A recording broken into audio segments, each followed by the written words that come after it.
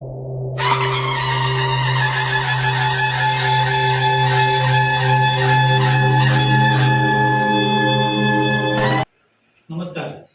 मी सागर देसाई, शिवशंभू निवासी व्यसनमुक्ती केंद्र. रोजच्या प्रमाणे आज पण आपल्याला एक व्हिडिओ बनवायचा आहे आणि तो व्हिडिओ बनवत असताना ज्या व्यक्तीबद्दल व्हिडिओ बनवायचा आहे त्या व्यक्ती जरा वेगळा खासच आहे का. त्या व्यक्तीच्या बाबतीमध्ये आम्हाला सुद्धा फार एफर्ट्स घ्यावे लागले. तो व्यक्ती कशा पद्धतीनं ॲडमिट झाला, त्या व्यक्तीमध्ये कशा पद्धतीने ट्रीटमेंट करावी लागली आणि तो व्यक्ती कशा पद्धतीने बिहेवियर करत होता, घरामधच्या लोकांना कसा त्रास दिला आणि ह्या व्यसनामुळे कशा पद्धतीनं तो वाहत गेला आणि त्याचे परिणाम काय झाले आपण थोडक्यात सांगू. त्यांचं नाव आहे संजय दौलत माने. नमस्कार माने साहेब. नमस्कार. आपलं गाव कुठलं? बोलवडी, कोल्हापूर. थोडक्यात तुम्ही सांगा की बाबा आमच्या व्यसनमुक्ती केंद्राबद्दल आणि तुम्ही कुठल्या कुठल्या प्रवास हा आजपर्यंतचा प्रवास थोडक्यात जरा लोकांना समजून सांगा. कॉलेज करता करता मी गौंडे हाताखाली शेती काम करत होतो. जरा वडील आजारी पडत होते, त्यामुळे आम्ही दोघं भाऊ एकाच कॉलेजमध्ये शाळा होतो. भाऊ पण कामाला जायचा, मी पण कामाला जायचा. आम्ही दोघं जण लहानपणापासूनच कॉलेज करत करत घरसंसार चालू लागलो. पुढे मी कॉलेज बंद करून गौंडे हाताखाली जायला लागलो. भाऊ पण कोणतेही काम मिळून आम्ही दोघं जण एक दुसरीने काम करतो. फार कष्टातून तुम्ही काम केलं आणि महिन्याला साधारण किती रुपये मिळवत होता तुम्ही? रोज डेली 50-60 रुपये मिळत होते त्यावेळेस, 20 वर्षापूर्वी. नाही, आता तुमची ही पूर्ण हालाकीतनं तुम्ही हे सगळं भाऊ आणि तुम्ही कुटुंब काय केलं व्यवस्थित स्टेबल केलं आणि तुम्ही चांगल्या पद्धतीने फायनान्स मध्ये पण काम करत होता. चांगल्या पद्धतीने तुम्ही महिन्याला पैसे मिळवत होता. त्या व्यसनाच्या आधी कसं लागला तुम्ही? ते पैसे साठवून मी दुकान घातले. दुकानात मित्रमंडळी येऊन बसायला लागले. मग मेहना होता, मेहना दुकानात बसवायचो आणि मित्रमंडळी मला घेऊन चांगले करून बारमधून बसवायचे. बारमध्ये गेलो की मग दुपारी गेलो तर आम्ही 4-5 वाजून दारूच पितो. मग मित्र म्हणणार दारू चढली काय, चला ह्या हॉटेलला जेवायला जाऊ, त्या हॉटेलला जेवायला जाऊ. दुकानातला पैसा हॉटेलला दारूला हे केला, मी गेला. त्यामुळे दुकान बंद करण्याची वेळ आली मला. व्यवसाय बंद झाला. उधारी तटली द्यायची. ते पैसे मिळवत ते दारूच्या आहारी गेले, जेवणाच्या आहारी गेले, मित्रमंडळीच्या आहारी गेले. त्यामुळे दुकान मला बंद करावं लागलं. शेवटी भाजीपाला धंदा चालू केला. भाजीपाल्याचा धंदा चालू केला त्यावर जास्त काय होईना, जास्त होईना होतं. त्यामुळे निश्चितला घरातून बाहेर पडावं लागलं. आता तुम्ही इथे यायच्या अगोदर तुम्हाला काय वाटत होतं का, काय तुमच्या शरीरावरती परिणाम झाला होता? मला वाटत नव्हतं की मी असं जगेन. का बरं? म्हणजे मला काय आठवत नव्हतं, काय नव्हतं. नुसती दारू मेंदवाला घेतलेली आणि फक्त दारू तंबाखू खाऊ वाटायची. जेवण अजिबात 2 महिने काहीच खाल्लं नव्हतं. कुठं मुली काय तर नाश्ता बिस्टा जरासं खायला झोपायचं आणि मला काही सुचत नव्हतं. मला माणसं ओळखत नव्हती, काय नव्हती, काही बडबडायचो. आता इथे किती दिवस तुम्ही इथं येऊन मला 3 महिने झाले. इथं आल्यावर मला पूर्वीसारखं दिवस म्हणजे 20 वर्षापूर्वी दिवस मला असल्यासारखं वाटायला लागले. तर आता मला सांगा, इथं आला तर तुम्हाला आता इतर लोकांच्याकडनं तुम्हाला ऐकायला मिळालं म्हणजे तुम्हाला तर आठवत नाही किती दिवस तुम्ही ह्या त्रासात होता किंवा तुम्ही काय म्हणजे इथं कसं बिहेवियर करत होता? आता लोकांनी सांगितलं, तुम्ही आता मला सांगताय तेच फक्त सांगा काय काय करत होता तुम्ही? मी कुणालाही शिवाय देत होतो, मारहाण करत होतो, बेड असला बेड उचलून टाकत होतो, नुसतं ते करत होतो, भांडणं करत होतो. आणि मला जेवण पाणी दारू पिवड होती, अन्न बिन्न काय खाऊ वाटत नव्हते. सरांनी औषध चालू केलं, सलाईन चालू केल्या, मला बांधून टाकलं. सगळं औषध उपचार चांगल्या पद्धतीने गेले. त्याचा स्टाफ पण भरपूर चांगला आहे. तुम्हाला संडास वगैरे करायचं घाण वाटत होती का मला आठवत नव्हतं. भान होतं का तुम्हाला? हो नाही, भान नव्हतं. मी संडास देवी करत होतो ते मला भान नव्हते. त्याला स्टॉप हे जवळपास मला वाटतं किती दिवस होतं तुमचं? 1.5 महिने होतं. मला 1.5 महिने होतं. आणि तुम्ही ते अनकॉन्शियस होता? हो, तेव्हा पण मला काही कळत नव्हतं. बरं, तुमच्यावरती उपचार व्यवस्थित झाले का असं तुम्हाला वाटतं? 1 नंबर उपचार केले, सरांनी केले, त्या स्टॉपने केले. जेवणामुळे मी जगू शकलो. जेवण खाणं व्यवस्थित दिले मला. काय वजन वगैरे वाढले? वजन वाढले, 9 किलो वजन वाढले माझे. चांगल्या पद्धतीने झालंय. आता सगळं पूर्वीसारखं आठवतंय. बरोबर. वागणूक कशी मिळाली तुम्हाला? 1 नंबर वागणूक मिळाली. कुणी मारहाण केली नाही, शिवीगाळ केली नाही. मी काय करत ते सगळं सेव होते. सगळेजण मला आपल्या भावासारखे, मुलग्यासारखे जपत होते. सगळेजण माझी काळजी घेत होते. एवढं असून देखील मी संडास देवी करत होतो तरी पण मला सर आमचे सगळे विचारपूस करत होते, काय खाल्लास, काय पिलास, सकाळी भाजी काय केली, दुपारी काय खाल्लास, संध्याकाळी खाल्लास विचारत होते. वाटतो त्यानंतर दीड महिन्यानंतर आठवते. सगळ्यांनी मला चांगलंच सहकार्य केलं. आमच्या केंद्राबद्दल तुमचं मत काय? केंद्राबद्दल मत आहे, कुणीही त्या आहारी गेला असाल तर शिवशंभो व्यसनमुक्ती केंद्रात जावे. तिथे सगळेजण डॉक्टर्स स्टॉफ सगळा चांगला आहे, आपण औषध करून बरं होऊ शकतो आणि पुन्हा ह्या आहारी, दारूच्या आहारी, तंबाखूच्या आहारी, गुटख्याच्या आहारी जाणार नाही याची मी तुम्हाला खात्री देतो. आणि मीही इथून गेल्यापासून दारू, गुटखा, तंबाखू काहीही खाणार नाही हे वचन देतो आणि तुम्ही करू नका.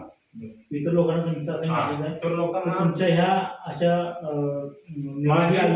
माझे कुटुंब बिघडत होतं, चालत होतं, तुमचेही बोलू नये.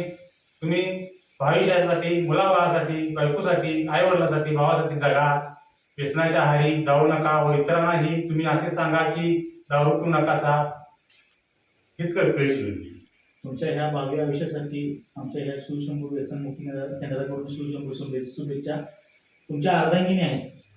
तुम्हाला इथं आणायच्या अगोदर तुम्ही किती दिवसापूर्वी तुमचा पेशंट ऍडमिट केला? 3 महिने झाले. इथं आणायच्या अगोदर घरामध्ये कशा पद्धतीने बिहेवियर करत होती, काय करत होती? काय 7 महिने त्यांनी जेवले नाहीत घरात. फक्त दारू दारू दारू प्यायचे. काहीतरी नाश्ता मागवायचे, तेवढंच खायचं संध्याकाळचं. सकाळचं त्यांनी काय आलं की मी काय कामाला ह्याची काय खाल्ले ते काय एवढं माझ्या लक्षात नाही, पण ते खाल्ले तेवढंच. भाजीपाला काय, भाजी भात आमची ही गोष्टच त्यांच्या तोंडाच्या घशात उतरतच नव्हती. हे फिजिकली झालं होतं, म्हणजे शरीर एवढं खालावलं होतं. पण ह्या दारूमुळे त्यांना खुळ्यासारखी करत होते. ते किती दिवस करत होते घरामध्ये? जवळजवळ 1 महिना पूर्ण खुळ्यासारखी करायचे. काय करायचे म्हणजे त्यांनी दारू बंद केली. मी दवाखान्यात नेलं, 8 दिवस सलाईन चालू ठेवली. पूर्ण विड्रॉलमधून जरा बाहेर आले, त्यांना आठवायला लागलं. पोरी मला असं सांगत होते, डॉक्टरांना सांगायला लागले की पप्पा तुम्हाला काय तर झाली की आमच्या जीवाचं काय तर बरं वाईट करून घे ना, असं पोरी म्हणत होते. असं डॉक्टरांना सांगायला लागले. चांगलं बरं व्हायला लागले. 4 दिवस होतील तोपर्यंत आम्ही विड्रॉलमध्ये गेलो. उठून नुसतं पळायचं गांधीनगरला, मला त्या दुकानात जायचंय. दुकानात रिक्षानं नेताना सुद्धा त्या रिक्षावाल्याची गचुटी झाली, मला इथं उतरायचं आहे, इथं प्यायचं आहे. रस्त्या आडवळणीनं घेऊन जाऊन तिथं दुसऱ्या दवाखान्यात उपचार केले कोल्हापूरला. तिथं पण 8 दिवस ठेवले. तिथनं पण घरात आणल्यानंतर पण परिस्थिती काही सुधारणा झाली नाही. बांधून घालायला लागायचं, त्यांच्या पाठीमागं पळायला लागायचं. पळायला लागलं, धरायला लागलं की मला धरायचं नाही, मला हात लावायचं नाही म्हणून पुरीशी दगडं मारायचे, मला मारायचं. असं 1 महिना कंटिन्यू 1 महिना चालू झाला. आमच्या भाऊनी सुचवलं असं असं. दवाखान्यात पण तिथे डॉक्टरांनी, अश्विनीच्या डॉक्टरांनी सांगितलं, दुसऱ्या दवाखान्याचा पत्ता पण ह्यांचा ओळखीमुळं तिथं आम्हाला माहिती झालं की हे एक व्यसनमुक्ती केंद्र आहे, ते चांगलं होतंय. एक आत्मविश्वास वाटला की इथं नेलं तर बरं होतील, कारण आमच्या हातनं हँडल होईना त्यांनी घरात. त्याच्या मागं 2 वर्ष केलं होतं आम्ही प्रयत्न, तो प्रयत्न सक्सेस झाला होता. 8 दिवस 10 दिवस लागले होते. मी ह्या वेळेला काय म्हटलं 15 दिवस लागतील. 15 दिवस म्हणता 1 महिना गेला, पण काय सुधारणा नाही. मग म्हटलं याच्याशिवाय आपल्याला पर्याय नाही, एकदा एक चान्स आपण ह्यांना पण देऊया. आपल्या नशिबानं आपल्याला दिला, त्यांना पण मिळेल. तर तुम्हाला इथं आल्यानंतर तुम्ही समाधानी आहे का? समाधानी 100%. तुम्हाला कसं वाटलं यांना बघितल्यानंतर? समाधान म्हणजे अगदी 100%. मी घेतलेले पैसे वाया गेले नाही असं तुम्हाला वाटलं? तर आपल्या सर्वांना माझी पण एक विनंती आहे की एका व्यक्तीमुळे त्यांच्या पत्नीची, त्याच्या मुलींची काय अवस्था होते, तो व्यक्ती दारूमध्ये असताना कशा पद्धतीने बिहेवियर करतो. त्याने आता सांगितलं की बाबा घरामध्ये थांबत नव्हते, रस्त्याने जाताना ते गाडीमधून सुद्धा उडी मारायचे, मुलींना दगड मारायचे. म्हणजे ह्या कंडिशनमध्ये महिलांना, मागच्या कुटुंबांना काय परिस्थितीतून जावं लागतं हे आता तुम्ही बघितलेलं, ऐकलेलं, लक्षात आलं. महिना 1.25 महिना त्यांना दवाखान्यामध्ये बघितले, खुळ्यासारखे करत होते आणि ह्या कंडिशनमधनं आम्ही त्याच्यामधून बाहेर काढले. पण सर्वांना माझी ही विनंती आहे की व्यसनी लोकांना विनंती आहे खास की आपल्यामुळं आपल्या कुटुंबाला किती त्रास होतो ते तुम्ही यांच्याकडून ऐकला. आपण त्यांचे बंधू आहेत, बंधूंच्याकडून थोडक्यात आपण जाणून घेऊया की काय काय त्यांनी केलं. तिथं आल्यानंतर तुम्हाला आम्ही भेटायचं का नाही किंवा काय भेटायला, ह्या गोष्टी थोडक्यात आपण सांगा. मी 2 फेब्रुवारी 2024 आणि 3 फेब्रुवारी 2024 2 दिवस PROचा कॅम्प मी केला कोल्हापूरमध्ये केला. आमच्या संस्थेचा, कृष्णा संस्थेचा केला. संस्थेच्या कार्यामध्ये ज्यावेळेला आम्हाला ट्रेनिंग दिलं गेलं त्यावेळेला त्या ट्रेनिंगमध्ये एक महिलाला 2 मिनिटं बोलायचं होतं. त्या महिलांनी बोलली की माझा नवरा वारला 2 वर्षापाठीमागे. तर ते हे जे व्यसनमुक्ती केंद्र आहे, व्यसनमुक्ती केंद्रातून इतके लोक बरी होऊन गेलेले आहेत. हे जर मला 2 वर्षापाठीमागे कळालं असतं तर माझा नवरा आज माझ्यापाशी जिवंत असता. बरोबर. आणि मला हे भोग भोगायला लागले नसते. त्यावेळेस ज्या डोळ्यातले अश्रू अनावर होते ती थांबू शकत नव्हती स्वतःला. मग आमचे शेख साहेबांनी पण त्यांना समजावून सांगून वगैरे व्यवस्थित लेक्चर दिलं. आम्ही लेक्चर दिलं त्यांना. आणि त्यानंतर माझ्या डोक्यात प्रकाश पडला की मी शुगर मुक्तीसाठी या ठिकाणी आलेलो आहे, मला शुगर आहे म्हणून. आणि त्यातून हे जर मला हे कळत असेल आता तर खरोखर माझा भाव यातनं तयार होणार आणि मी त्याबद्दल प्रयत्न केले पाहिजे म्हणून माझ्या डोक्यामध्ये पहिल्यांदा ते आलं.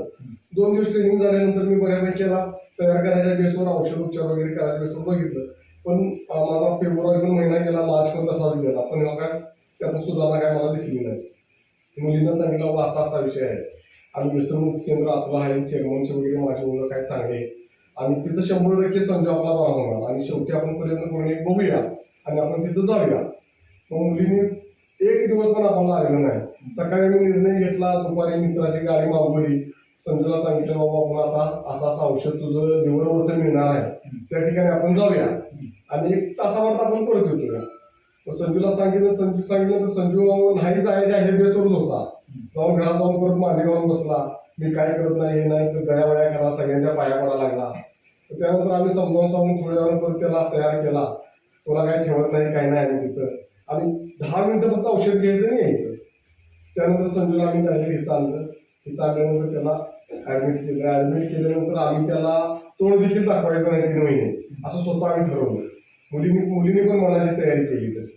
एकदा तो बरा झाला तर त्यानंतर त्याच्यासारखं भाग्य आपल्याला दुसरं मिळणार नाही.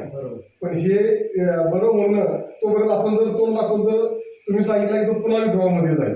मग तो पुन्हा जर आपल्यामुळे विड्रॉ मध्ये गेला तर परत आपल्याला अडचणीत येणार. त्याच्यामुळे आपण भेटायला नको असं आम्ही वारंवार सांगत होतो.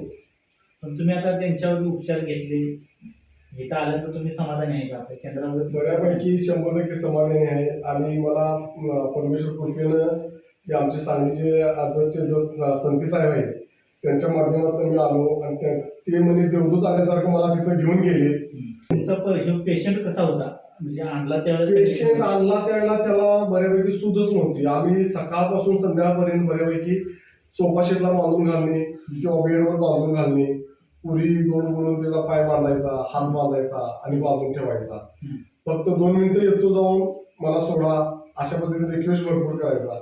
जेवायला दिलं तर जेवतो म्हणून उठायचा, पण दार उडून लगेच डायरेक्ट बाहेर पडून रस्त्यावर थांबायचा आणि दगड हातात घ्यायची आणि पोलिसनी आजोबा म्हणायचा, डायरेक्ट दगडच फेकून मारायचा प्रयत्न करायचा. पण मी गेलो की तेवढ्यापुरतं मी शांत करून त्याला आपण 2 जण जाऊया, तुला जायचं आहे ना 2 जण जाऊया बस माझ्या गाडी म्हणायचा. आणि मी बऱ्यापैकी त्याला चुकारा देऊन गाडीमध्ये फिरवून पुन्हा घरापाशी आणायचं. एवढ्या वाईट परिस्थितीमध्ये तुम्ही इथं आणून सोडलं होतं त्यांना, तुम्हाला एक आमच्यावरती विश्वास होता? 100% विश्वास. आमच्या केंद्राकडून किंवा आम्ही यांच्यावर उपचार केले त्याबद्दल तुमचं काय मत आहे?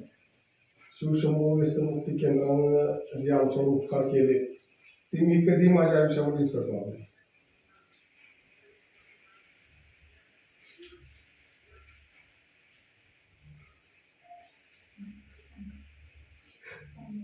हा माणूस आमच्या हाताला पण लागला नसता.